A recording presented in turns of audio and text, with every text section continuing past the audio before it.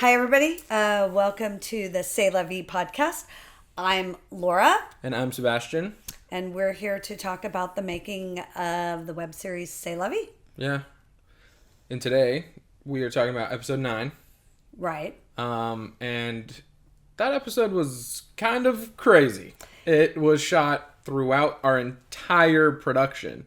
This is true. The entire project. It was just like little bits were shot throughout to make up the entire episode. So right. And that was because the way the episode was written was multiple scenes where the lead character, Kate, the protagonist, played by myself, comes in encounter with people in different areas. So each scene pretty much is in a different location. And therefore, we shot some scenes very early on because we were in those locations. And then when we moved to other locations, we shot some scenes there. And then finally, we had a couple scenes that were in locations that were completely new. And so those ended up being the last of our shoot pretty much, except for we actually still have a few pickups to do. We're doing pickup scenes next week. Right. But none from episode 9. Thank God. Yeah. Because I remember we started this entire production in a park outside. Right. It was day 1. Right. Everyone was meeting each other. It was, we had talked in kind of like pre-production a little bit. So, we had an understanding, but a lot of people, it was like firsts for quite a few people in that park. And, getting there and like the excitement and feeling, how's this team going to work together?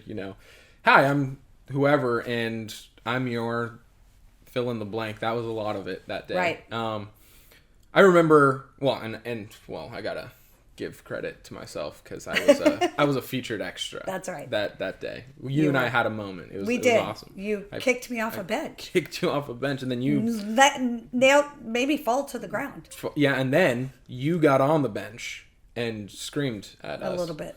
So that's awesome. Yeah, I can't wait to see that. So talk to me a little bit about what the character, Kate's character, is going through in episode 9, because we did shoot it in such a sporadic way. How did you feel kind of throughout it? I know the episode name of 9 is Kate's Invisibility. Yeah, okay. Invisibility. Where that's our kind of overarching theme. Right. So how does she feel?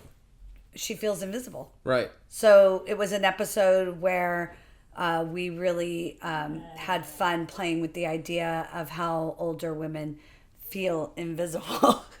I think we're going to have to cut for a moment and stop a dog from whining.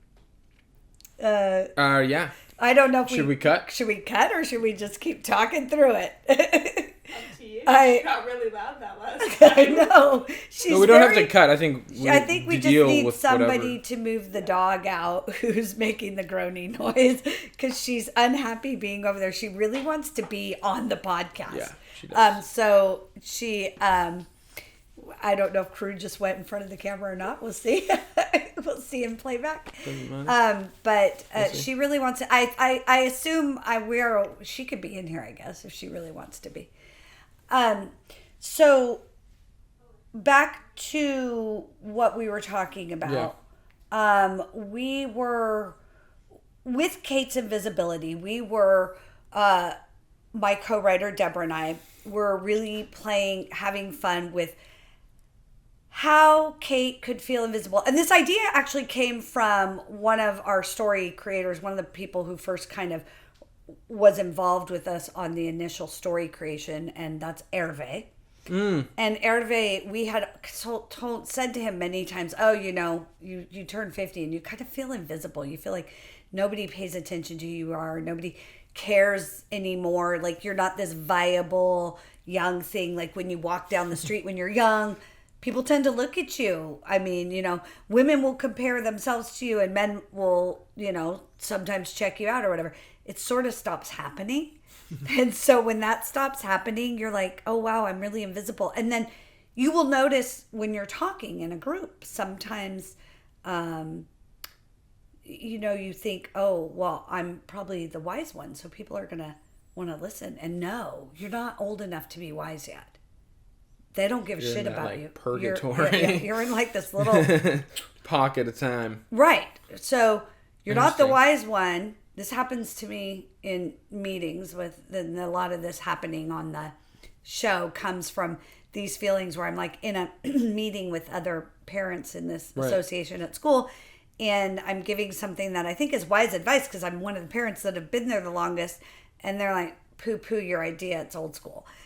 Or you've been around a long time, maybe too long. Right, yeah. It's the way they make you feel. And so it's not wisdom.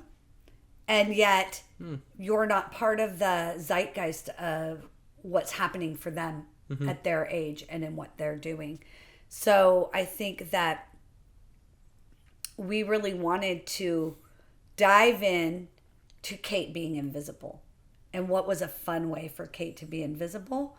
Well, maybe we could make it look like she's invisible in some way, right? Without it being an actual, like... What is going on. Right. Marvel green movie screen or green moment. screen. Yeah. Or like I'm really trying to literally have her walk around like the Invisible Man. We weren't trying to do that. We were literally trying to have her there. People are interacting, but nobody ever looks her dead in the eye and actually interacts directly with her. They keep doing it around her. And so... Or cares, right? Right. There's like that... It's a funny moment, but when like the skateboarder, it's calls Kate a Karen. Oh, yeah. That was super funny. Yeah. But like, it not once is Kate's character, listened to, let alone seen, right? Like it's there's the comedy, the physical comedy in that, but she's not listened to either, right? Like you were saying with the parents at the school, at work, in the office, she there's the whole bit about the cup of coffee, right? And wanting, and the coworkers going to get coffee, and you as in Kate asking for a cup and not being heard, right? And so it's, I don't know, like there's that deeper, pain associated with not being heard, not only not seen, but like not being valued, maybe acknowledged even? Right? Yeah, exactly. That's heavy. That's some really deep, really real themes in life, right? In society, that I think this show touches on. That's one of many that this show touches on in such a fun way, right? To keep it from actually, making you cry, making you hurt. Yeah. Making you go, that happens to me too. But it keeps it relatable, right? And that's a big part of it, is where the show's adhering to such a vast audience profile from young. Yeah, exactly. In my opinion, totally, because you've got younger people that think it's going to be that it'll be hilarious to. You've got older folks that can relate on a much deeper level to our lead character, and then you've got these situations that are kind of,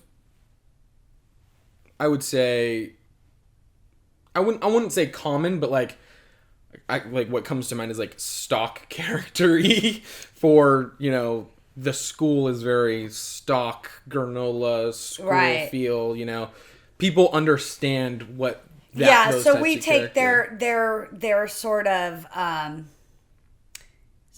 character kind of character defects, or their characteristics. Yeah, their isms, their little things that, if you get to know people like this, they're not just that, but there are people that take on certain things in life and kind of create a big thing out of it, and it's a big part of their life, and we take those and kind of poke a little fun at them,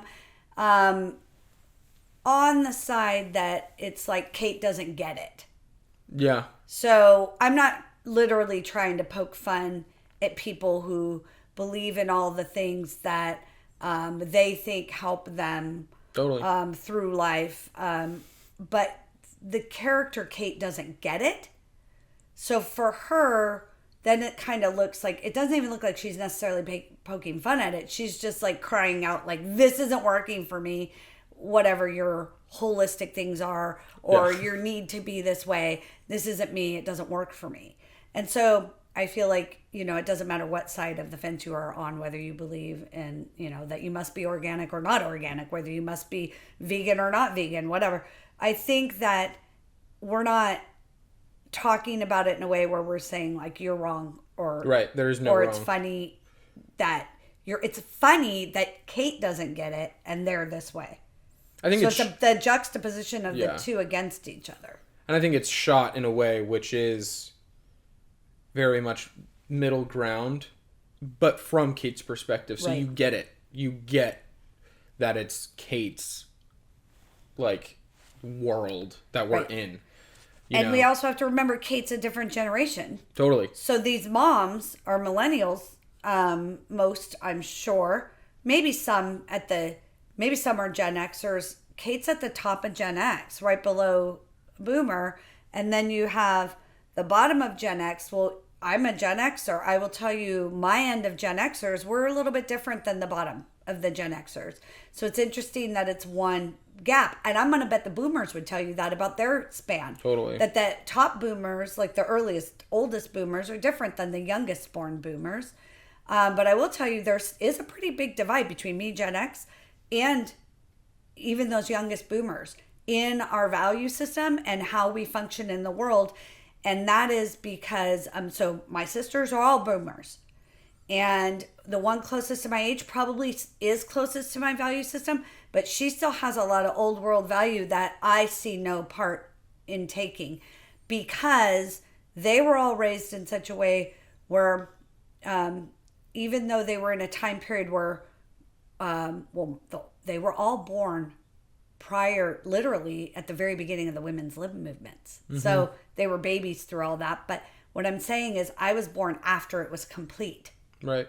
So for me, I was the first generation that was expected to really, as a woman, go to college and go to school and do all this stuff. But then they were like not told they couldn't, but the opportunities weren't there. So what happened was when I'm told you should, okay, great, but what do I do with it? Because men still aren't respecting what's happening.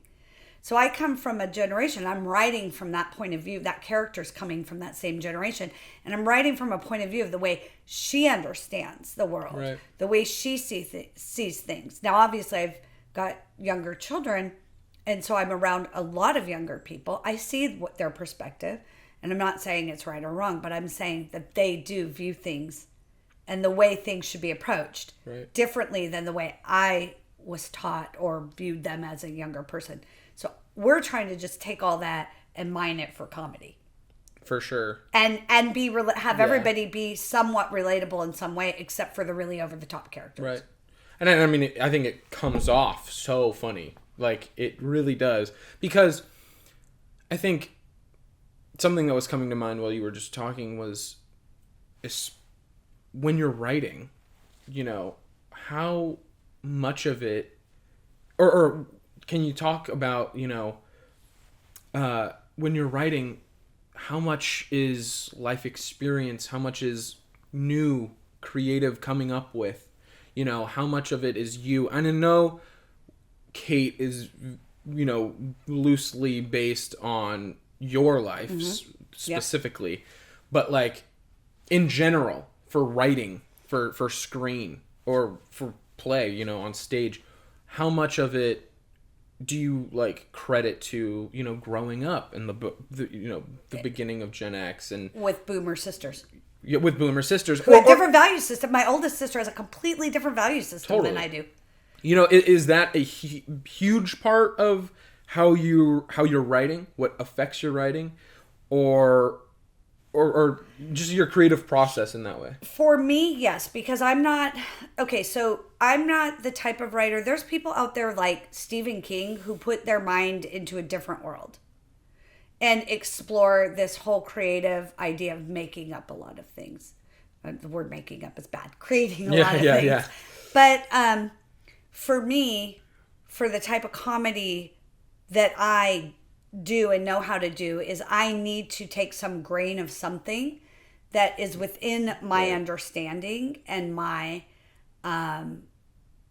it doesn't have to come from my life. It could come from one of my children's lives or something. It has to be something that I get. I like the term "write what you know." That works for me. There's plenty of people who what they know is how to go into this completely other world in their mind and daydream. While I very much can daydream and especially when I was younger, spent a lot of time daydreaming. I think that's a large part. People think writers and other creatives are procrastinators. And I tell you, I work from my home and it's a little bit hard because a lot of times people are in and out. And there is time of just wandering around your house in solitude that you need, doing weird things like stop and feed the fish. I'm going to grab a snack. And people are thinking you're like, not, I'm sure they don't tell me anything, but I'm sure they think I'm doing nothing, but I'm not doing nothing. It takes some time to like generate the ideas and where you're going to attack it. So, I mean, we'll go all, we have an episode that you can listen to. One of our past episodes is all about our writing process, but for Kate's invisibility, I will tell you, literally, after turning 50, I felt kind of invisible in the world. I felt like I wasn't heard. I felt like people didn't care to hear me, especially, to tell you the truth, especially certain men that were listening to women because they thought they were viably attractive and a possible mate, whether they really were or not. It's like a subconscious thing. Mm-hmm. There was plenty of people that wrote me off. You could tell in their demeanor, in the way they talked to you. You weren't important to listen to. Versus, there's plenty of people I know that I don't like anybody to think I'm lumping everyone together because I have a lot of male friends because I like to be pretty intellectual and I like very intellectual conversations. Yeah. And I will sit with a lot of male friends who don't write me off. They're interested in having an intellectual conversation with me, regardless of my age, did it because they weren't in the subconscious mode of I'm befriending her based on her youth and beauty. Mm-hmm. And there's plenty of people out there in the world that are kind of befriending you based on your youth and beauty. That's the reality of being a woman, especially a Gen Xer, because it was prevalent in Gen X years. Remember, that means I grew up in the 80s. What happened in the 80s? Rock and roll, girls, the rock and roll movement, riding their Harleys down the street with girls in lingerie, it was a movement of you needed to be sexually viable. Right. And so when that switched, when you feel the switch, it was a lot for me. So that's where I came up with how I feel invisible. That's where Hervé and I were talking about it. He's one who I will have a very intellectual conversation with me. A great guy. He was like, what if we made her actually invisible? Like she's just actually not there. And then Deborah and I were like, well, we're not doing sci-fi. We're not really going to do that.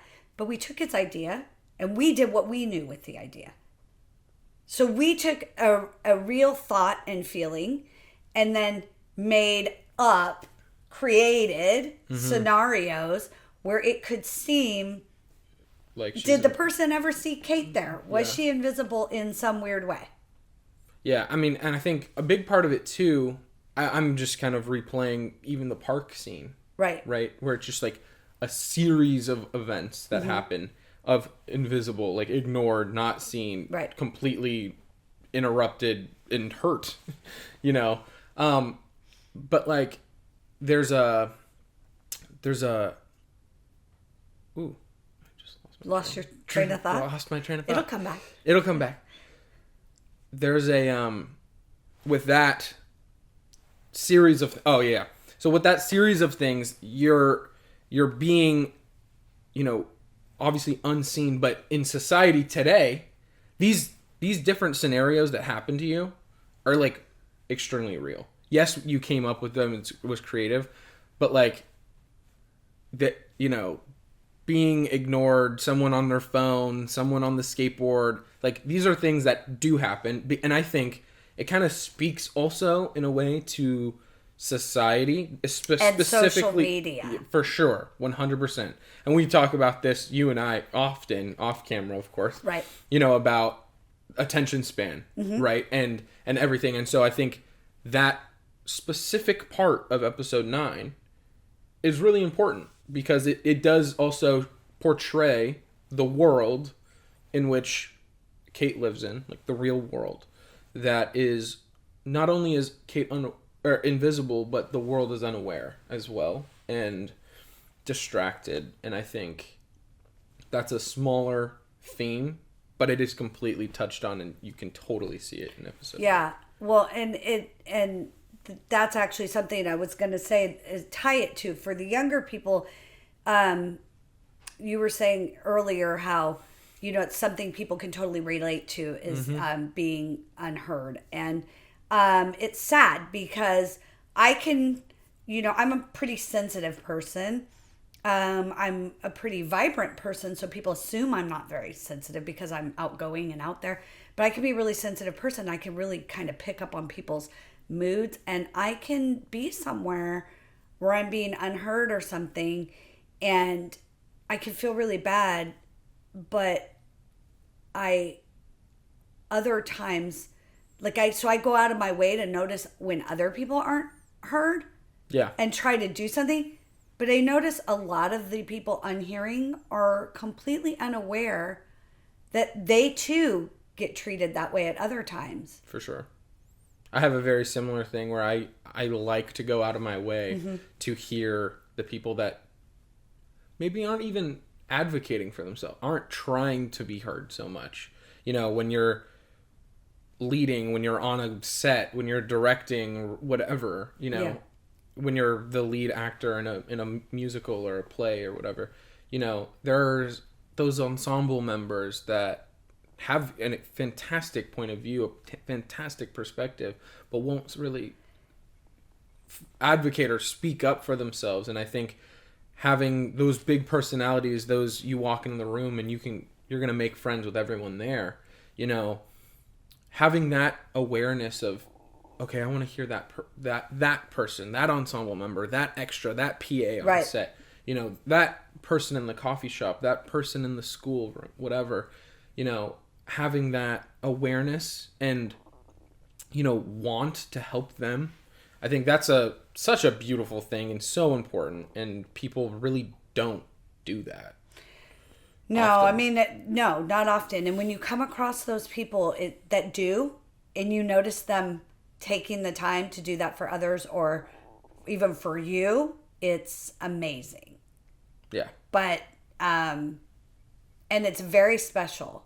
And you're like, wow, can't the world be full of more of them? Yeah. But I do try, like when I'm really busy on set and people are moving around, and I do try to stop and say something to someone every once in a while or something. It's not even just on set, just in life.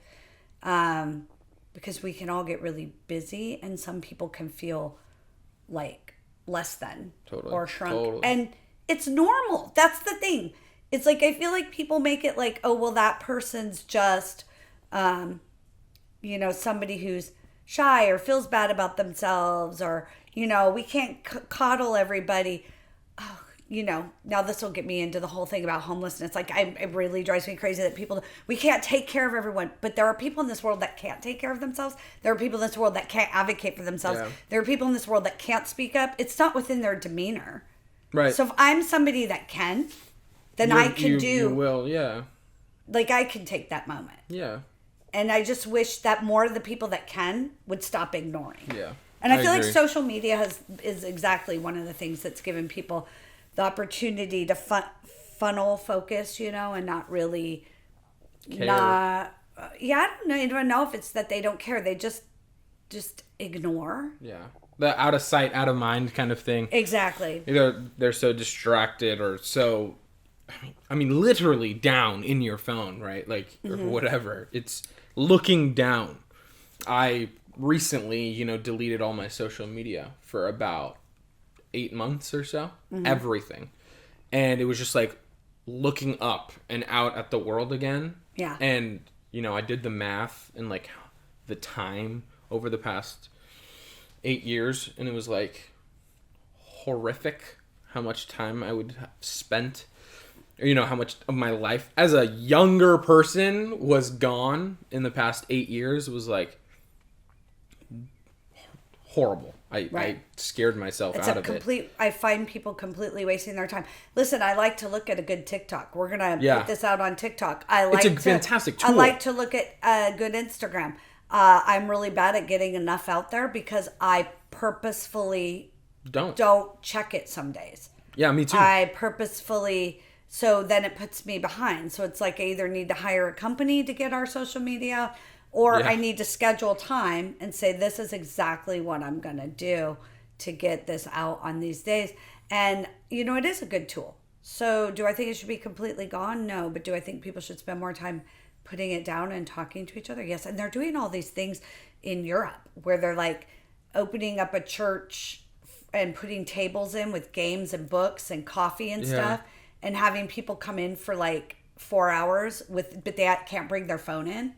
I love that. Yeah. That's super cool. I know, we should do it. We should do that. We should host one. We should. That'd be fun. That'd be amazing. Super cool. And you could go to like a park. Yeah. I mean, it's kind of nice to have like a space inside, because you can. But maybe we could like get a coffee shop or somebody to do it with us. The coffee shop. We filmed at a coffee shop. Yes, we did. They were so nice. We should plug them. Coffee Nature. Coffee Nature in Huntington Beach not only has good food, super good coffee, good coffee, and their service. They were so kind. They're so kind, and the owners totally let us come in there and film for free. She was there that day, and she made sure that the traffic moving in paid attention to the signs we had up. And one of the employees was nice enough to fully run the machine and let us record it, and then be on camera serving a coffee. And it was an amazing little morning, and that was part of episode 9. And we had no director that day. We directed ourselves. Yeah, we did. I guess I was sort of the director. And then we filmed with the big dog, Zeus. Oh my gosh. That same day, the giant dog. Was the ginormous Great Dane. Technically, there's one other scene from that episode 9 we could choose to shoot or not, because it's not in post yet. It's not in editing. Okay. But we knew that all these scenes were fluid. Yeah. Like, we're going to put all these scenes in, and she's going to go from scene to scene in these different events, and people don't notice her or see her. Then that's fine, but some of them, like, because each one was a different location, maybe because of timing and people's schedules, we knew we might not get all the scenes in. So there's one we haven't done. It's fairly easy, but we'll get on it. Maybe we'll do it. But that's awesome. The rest of them have been done. And we started with the park that day. And that was dictated by Renata, who directed a lot of these episodes. And her intention was to direct all of episode 9. When Renata first came on, she was really working. She's been helpful all along. So I've known her for a long time, and we were in these weekly meetings already as creatives. And she came along and was like, I will, help you as much as I can. And so because she was a director, we took her on as basically maybe directing the whole project. In hindsight, and nothing against her, being a writer and a showrunner on a series, I would not recommend having the same director for every episode. Now people will be like, but continuity of the style. I get it. But shows aren't directed by the same director every episode, and there's a reason for that. Because it needs to not at all start leaning towards the director's style. Shows are a writer's medium. Right. We talked about that. Yep. So the TV show's writers. That film, that's all the directors. Unless it's a writer making their own film. Right. But the director themselves usually gets a script or writes the script, and then that becomes their thing. Well, I mean, like, I was just listening to an interview with Christopher Nolan, who is a big-time director-writer combo. His brother actually wrote, is a writer solely. Jonah, I believe, is his name. Right. But he had written a draft of Interstellar with a scientist who an astrophysicist. His brother was working with this astrophysicist. No, it did. Yeah, no, yeah. And they were gonna create some sort of project, and when Nolan read it, he was like, "This is fantastic." But what he was saying is his style is if someone brings him a script, that's great, but that final draft is going to be his. He won't even take the credit for writing it, but he will touch everything. He will change it, and it'll be his movie. It'll be his movie. And he's director auteur. Yes. That does not happen on television shows, right. And that's one of the things we found that we needed to battle in this by having the same person and commenting on the way their idea of the way something should go. Right. Or be shot or whatever, and not understanding maybe the reason we have it being shot this way or that, the reason we're envisioning something. So ultimately what happened is with one person directing too much, you end up losing a little bit of control of the vision. And so I think that we know going into season 2, whether it be the full show or we go into another web series, a season 2 in the prequel, we know that it will be probably each director will get a max of 2 episodes. Right. And that's just our personal choice. We know that our writing is really solid, and it's something we've both worked at for a long time, and we've worked together. And so we know that that a lot of the things in our writing that kind of were shaped differently weren't coming across with the comic bang that it could have, because they were reshaped. So that's just our opinion on moving forward. We're very happy with all the work everybody's put in. But so what happened was, originally we thought we were going to go with one director the whole time, and what occurred was, therefore, it started becoming a block shoot. So because of bad weather, because we had a lot of rains in February in California, we did, and different things, the first day ended up being, let's do this short shoot and a rehearsal day. And so for some reason, I don't think the DP's camera was here yet, and we didn't want to push the shoot again. So then the director made a really solid call. Let's do these 2 sequences that are outside, because the lighting doesn't have to match anything with the other camera, because they're completely different locations. They're outside. They're not the same thing, and we're using a different camera. So that ended up being okay. That one, that was also kind of a nice way to kind of start the project. Yeah. Right? Everyone, hey, here's an easy day. Mm-hmm. Let's introduce each other. Let's see how we flow. Let's see our work ethic, or, right. what everything, how it all works. Yeah. And then, we step back. It was like a nice start to push that momentum to start going, because we started getting into some crazy days, some long weekends, stuff like that. But to start in such a much more calm way, I personally was, I appreciated that in retrospect, right? Right. Like, of course, everyone was like biting at the bit to start, but in retrospect, it was like, okay, that was actually really nice. Yeah. Well, then, so we only shot like basically a half a day. Oh, yeah. And then not again until the next weekend. And I do have to say that also the next weekend we were shooting in the offices in Burbank. Those are some early mornings. Yeah. So when we were shooting in Burbank, we knew that we had to block shoot out every office scene from the season. So there was an episode 9 office scene. So we knew Renata was going to direct that too. So it made sense that she did this park scene, So for sure. What eventually happened was she did the park scene and the office scene. And then Fitz did the opening. Oh, and she did the nightmare scene from that episode, because it starts with a nightmare. The episode starts that way. I don't want to give away too many spoilers. So it opens on Kate awaking that morning. So Renata shot that. Then, though, Kate comes downstairs later that morning after she's up and ready to go to work, and there's stuff with her family and her kids. So that was shot by Fitz, because when shooting in the house, the way Renata's other episodes were scheduled, there wasn't a day we could do that. Right. So then that was shot with Fitz. Plus, there's another actress involved in that wasn't on any of those other day shoots. Right. So it was a scheduling situation. And so, okay, so this podcast is going to teach people how to do this. One thing you really have to do is look at who do you need on set when, and decide how you're going to schedule this. Sure, you could schedule it. I'm going to shoot episode 1 and I'm going to take 2 days to shoot it. And then I'm going to shoot episode 2 and I'm going to take 2 days to shoot it. And I'm going to shoot episode 2 actually was all one location in an office. I'm going to take 1 day to shoot it. Mm-hmm. That's all it needed. It didn't need, It was a clean, easy shoot.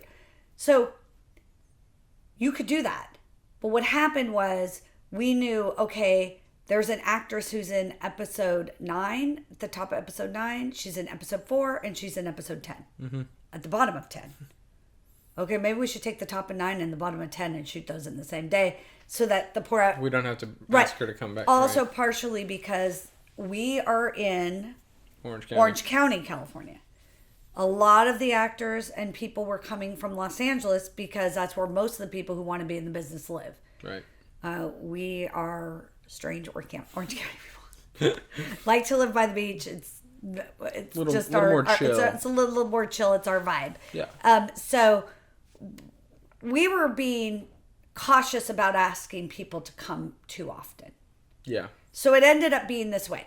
I do know that we're hoping to obviously monetize all of this by having wonderful people subscribe to our YouTube channel, watch our shows, listen to our podcast on any streaming platform, and all of that hopefully will get us into getting ad monetization. We won't lie. We are hoping for that. Because we'd like a budget for season 2 or whatever we're moving forward to. And with that budget, when we're paying people, we don't feel so bad about asking them to come to Orange County, or we rent spaces in LA to shoot it. Of course. So we were given a lovely space by Dee Ivet at 5D Spectrum, who you will see in an episode moving forward talking about marketing. Right. Lovely human being. And very, she very gave us her offices. And by the way, she's given us her offices for some of this podcast too. Yeah. And due to that lovely gift by her, we were able to shoot out in Burbank some of it, which some of those actors were super happy they didn't have to come to Orange County. But it's a haul. But, we haul our butts to LA all the time. Of course. But back to the scheduling. It's something you really want to be cognizant of. Yeah, totally. If you're going to make your own series or even your own movie. Oh yeah, I mean, if it's more than a 2 or 3 day shoot, you have to be very like if you're making a 10-minute short film, you might shoot for 3 days and then that's it. But I think that if you're going to do something bigger, you're really going to have to pay attention. Like a web series, that's what we're talking about. We had 10 episodes. Right. How many days? We shot for 18 days. Total days. I think so. Over Maybe the span 19. of a month. Over the span of our first shoot date was February 10th, and our last shoot date was April... Yeah. April 10th? That would be weird, but I don't think I think it was like... April something. April 17th or something. Oh. Yeah. I don't know. Oh, yeah. Yeah, there were weeks we didn't... There was something. Yeah, there was every once in a while we had to cut a weekend for scheduling reasons of people's schedules. So anyways, it took us a couple months. I would recommend, and we chose weekends because we had no budget. And people worked. If we had a budget and we were paying people, that would be a whole different ballgame. It would have been 4 weeks. I would have taken 2 days per episode, most likely a 10-minute episode, 2 days on a location. And so therefore I would have did 20 days and it would have been 4 weeks, Monday through Friday, done. But in this case, I would recommend some of the episodes should take 2 days, not a day. And we did that with 1 or 2 episodes. The rest were kind of shot out in a day. Some of that was too ambitious. Episode 2, great. Some of the other episodes, trying to shoot them out in a day, it was too ambitious. Well, I mean, there were days where we had 18 people on set. Yes. For what, episode 5? Episode 3 and episode 8. 8. Yeah, like, but we had 18 people coming from Los Angeles, coming down to Orange County to be on set. You know, just... Yeah, 18 actors, not 18 just people. Actors. This is all crew. No. Yeah, crew. We had people and crew coming from LA as well. Yeah. It was, you know, just so many people. You have to really be on it. You have to know you're not getting that, you know, those people to come down for 2 days in a row. You know, that was and then we had weather that day too. We had to push. Well, we'll go into all of that when we get that episode. But so episode 9, we got the coffee shop given to us. Awesome. The office given to us. Lovely human beings. And then we had, we stole a shot in a parking lot.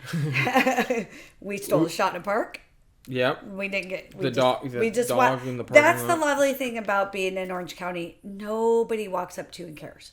Nobody cares if you shoot a little project in a park. They're asking, hey, what's that for? Yeah, no, but I don't even mean the people. What I mean is the city doesn't expect a permit from some small filmmaker.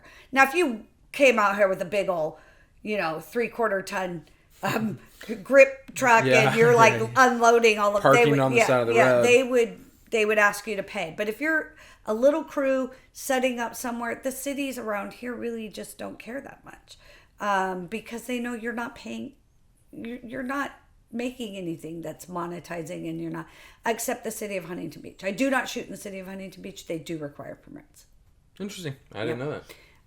So we do everything except for in the coffee shop was Huntington Beach. But it's private. It's private. They can let us shoot if they want. Cool. So I'm talking public streets. Yeah, of course. So, but I do know plenty of these cities are not paying attention and letting you shoot. Also in LA, you do have a problem that if you shoot in a neighborhood, that sometimes the people will start making noise on purpose and ask you to pay them to be quiet. I've heard this happening in LA all the time. Oh, like private residences. Yeah. They'll start making noises, and when you go to knock and say, "Hey, we're trying to get off a shot," and they'll be like, "Sure, for $50, I'll turn off the whatever." Oh, no way. The stereo that's blasting out my window on purpose. I heard it happens in New York too. I had heard a similar thing with you know, with people kind of asking, you know, in a kind of a weird, threatening way, what are you doing, kind of thing, and then you're like, oh, you know, I'm shooting a film or whatever, and you know, one of my previous professors was saying, like, a lot of the time, you know, it's safer to ask if they want to be in it than to tell them to, like, go away. There was I mean, whatever, that it's I can get into that whole thing, but it was like having them as an extra. Right. They want to be a part of it, but like there are moments where it's scary. You know, you could be in the middle of LA and like you want to shoot in a sketchy alley. You don't know who's gonna be in the sketchy alley. Like, why is that? You know. Right. And just asking, hey, do you want to be in it? Maybe. But my advice is not shoot in LA. Yeah. My advice is to shoot anywhere else when you're a small budgeted or no budgeted shoot, film student shoot, new shoot somewhere where it's going to be easier, where people aren't savvy, where people aren't trying to get themselves in the film or asking you to pay. Right. So we had the thing where shooting in the coffee shop did not close down. So we did the thing where you post the things that say if you enter, you could end up on camera. And then we told the owner, hey, we will try not to catch anybody on camera. So for instance, if somebody wants to enter and we're shooting something, as soon as we finish the dialogue, when the person wants to walk up the counter, we'll cut. We won't put them in it. Right? We're not purposely trying to put them in it. But if somebody walks by the camera while we're shooting something else, they may be in it. And so the owner actually was nice enough to stand at the door and talk to them and tell them when to go. But that won't always happen. Like the park, a couple people kind of meandered off on the corners and looked, like walked out on the grass and were like looking over to us, and we just tried to really not catch them in the camera on purpose. It wasn't a very busy day. It's a very tiny park that we filmed in. It's, it's little. So, episode 9 has all of that. It was many directors. Very big collaborative effort for episode 9. To get episode 9. Yeah, it was shot over so many days. It literally was our first day. And our most recent. And our last day. Yeah. Episode 9 spanned the Episode 9 took about 3 months to shoot. Yeah. That's fantastic. Yeah. Well, I think that's it for episode 9. That's it for episode 9. I mean, I suppose if people have questions, they can leave us questions in the comments. Comment. We can try to answer them. I don't know that I'm really going to look at many comments. I'll ask somebody else to do it. We'll see. We'll see. I don't know if I'm down for that. For sure. Yeah, I don't know about that either. we could do an episode later where maybe, people send in questions, and then we'll just answer. That would be amazing. That'd be super fun, actually. Yes. I'd be really down to do So we do have a website, and I'll see if I can put up a C'est La Vie, theseries.com, and I will see if I can put up a like a bloggy post, like a contact us. I think it's on there. Oh yeah. And I feel like you could go on there and send your question in, but there's also probably a way to even have somebody, like I think that's the best way to send a question in. I mean, if somebody puts it's the quickest way. If somebody puts it in the comments on the multiple platforms that this is going out to, it would be hard to monitor. It's a lot. So DM, we could direct message on Instagram. Really? Yeah, we can. We can, but I don't know if it'll be on. We'll see. We'll see How it goes. We'll see. That this C'est La Vie podcast and C'est La Vie series currently does not have its own Insta account. Vinci Productions, the production company, which is my production company, which started all this, has its own TikTok and all of that. But I do believe we are going to launch it all. So by the time you hear this, it may be up. Yeah, for sure. So that's why I was saying, can we really DM? Because I don't know where you're going to DM. We can DM Vinci. So we can. And you can also, like I said, go on to both VinciProductions.com and C'est La Vie, theseries.com are active websites that both have contact forms. Awesome. Well, let's say goodbye for today, and we'll come back. Come back soon. Talk about episode 10. Sure. Is next. Really? Okay. Yeah.